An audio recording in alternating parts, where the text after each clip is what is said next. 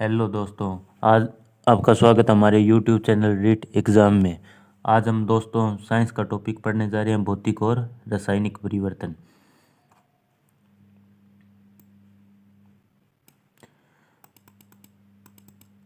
तो दोस्तों भौतिक परिवर्तन या फिजिकल चेंज और दूसरा क्या है, केमिकल चेंज।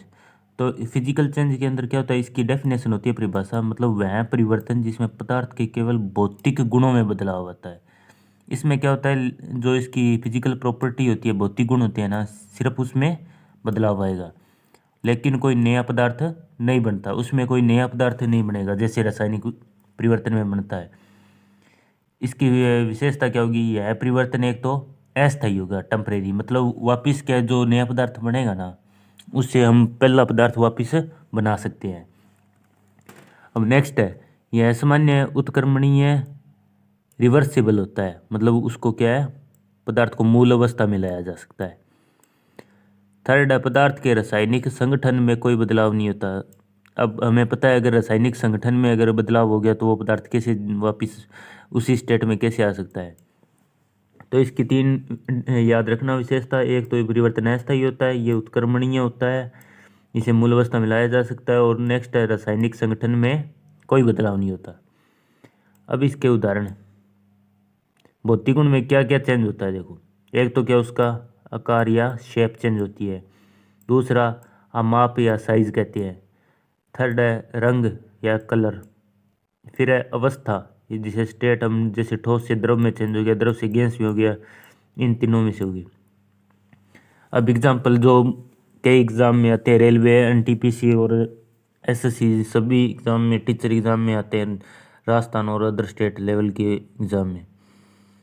फर्स्ट है बर्फ़ का पिघलना, ये मोस्ट इम्पोर्टेंट है, ये सारे एक बार देख लेना, इनमें से कोई बार नहीं होगा, एग्ज़ाम में सभी आए हुए हैं। बर्फ़ का पिघलना हो गया, पानी का वाष्प बनना हो गया, मोम का पिघलना हो गया, ये है ना थर्ड इम्पोर्टेंट है, ठीक है, इसको थोड़ा बाद में समझाऊंगा एक बार। फिर फोर्थ है धातुओं का गर्म होकर लाल होना। अब वो धातु क्या है, गर्म होकर लाल होगी, वापस ठंडी होने पे क्या हो जाएगी, वैसी हो जाएगी, ताप हटाने पर पुनः सामान्य रंग में आ जाएगी। फिर है कांच का टूटना, केवल आकार बदला है, कोई गुण नहीं बदला, कांच को क्या पिघला के वापिस हम बना सकते हैं। फिर है क्रिस्टलीकरण, शुद्ध ठोस प्राप्त करने की प्रक्रिया। क्रिस्टलीकरण क्या होता है, जैसे नमक हो गया, चीनी वगैरह होगी इसमें। फिर क्या है शक्कर, नमक का पानी में घुलना, विलयन से वाष्पीकरण द्वारा पुनः प्राप्त किया जा सकता है। अब कोई चीनी है या नमक अपने पानी में डालते हैं, घोलने के बाद क्या है, वो सूखने के बाद या गर्म करने के बाद वो वापस प्राप्त हो जाता है, जैसे पानी भाप के रूप में, वेपर के रूप में उड़ेगा तो हमें वापस प्राप्त हो जाएगी शक्कर या नमक। फिर है स्प्रिंग की आकृति में बदलाव, अब अपने स्प्रिंग देखते हैं, खींचने पर क्या है वो बदल जाता है, छोड़ने पर वो वापस पुनः छोटा आकार में हो जाता है। फिर है आसवन, आसवन मतलब डिस्टिलाइजेशन। फिर है उद्रोपातन, सब्लिमेशन, संघनन, वाष्पीकरण, ये सभी स्टेप हो गए देखो इसमें। अब इसमें इंपॉर्टेंट, मोम का पिघलना क्यों है। अब देखो अगर यहाँ मोम का जलना होता तो क्या मोम को जलने के बाद हम वापस प्राप्त कर सकते हैं, कभी नहीं कर सकते। तो इससे क्या हो गया, मोम का जलना तो हो गया रासायनिक परिवर्तन, और पिघलना हो गया भौतिक परिवर्तन। ये क्या बहुत बार एग्जाम में आया हुआ है, अभी पीछे थर्ड ग्रेड एग्जाम में आया था।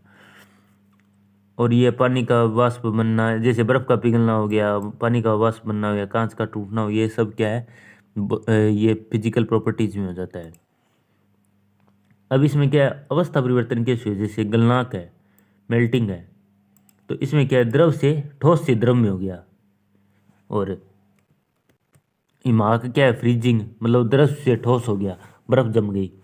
फिर है वाष्पीकरण, द्रव से ठोस। फिर क्या है संघनन, कंडेंसेशन, गैस से द्रव के अंदर हो गया।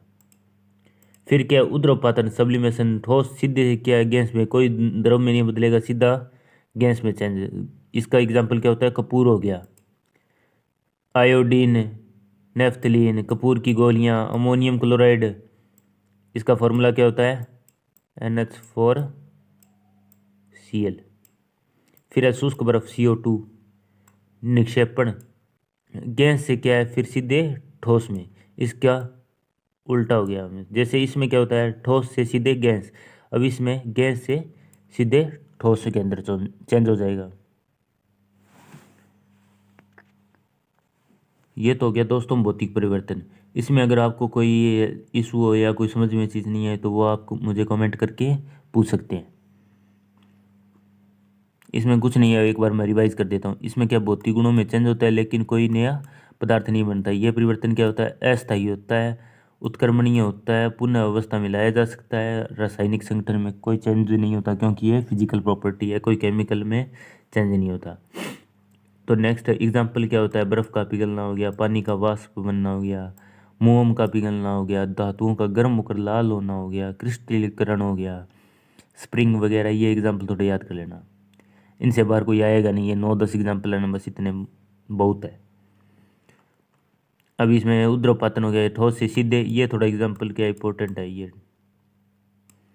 ये सीधा अमोनियम क्लोराइड का तो याद ही कर लेना। अब निक्षेपण क्या है, गैस से सीधे ठोस, और ये कपूर वाला क्या है, उद्रपातन वाला, ठोस से सीधे गैस होता है। अब नेक्स्ट पढ़ने जा रही है अपने रासायनिक परिवर्तन या केमिकल चेंज।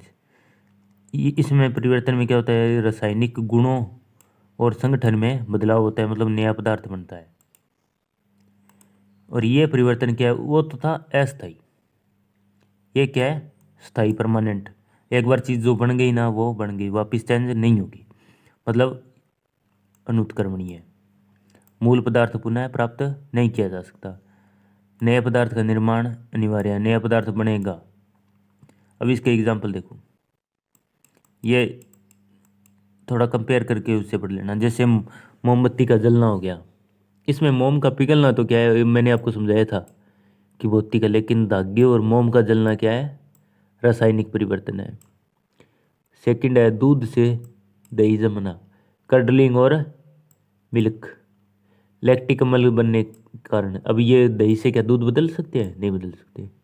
फिर थर्ड है लोहे पर जंग लगना, फेरिक ऑक्साइड का निर्माण हो जाएगा, Fe2O3, वो जंग का फॉर्मूला जो आप 10th क्लास में पढ़ते हैं। फिर है भोजन का पचना, भोजन का पचना हो गया, जैसे अपने आमाशय के अंदर होता है। जटिल भोजन का क्या है, सरल अणुओं में परिवर्तन हो जाता है। फिर है लकड़ी या कागज़ का जलना, या राख से अपने लकड़ी बना सकते हैं, नहीं बना सकते। फिर है श्वसन, जो ग्लूकोज का ऑक्सीकरण होता है, अपने जो श्वसन में यूज हो गया। फिर है फलों का पकना। फिर है मैग्नीशियम रिबन का जलना, ये आपने 10th क्लास में बार बार पढ़ा होगा, फर्स्ट क्वेश्चन यही है उसमें।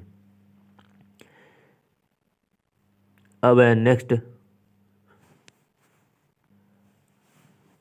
आगे हम अपचयन और उपचयन के बारे में पढ़ेंगे नेक्स्ट वीडियो में, जिसमें रेडॉक्स अभिक्रिया और ये सभी के बारे में बताया जाए। ऑक्सीकरण क्या होता है, उत्प्रेरक क्या होता है, सब आगे वीडियो में करेंगे। तो आज के लिए हम इतना ही पढ़ेंगे। भौतिक और रासायनिक परिवर्तन आपका कंप्लीट हो गया। इससे क्या है, हर एग्जाम में 1 या 2 क्वेश्चन आते ही आते हैं, और कोई टॉपिक इतना बड़ा है नहीं जिसे आप याद ना कर पाओ। ओके, बाय दोस्तों।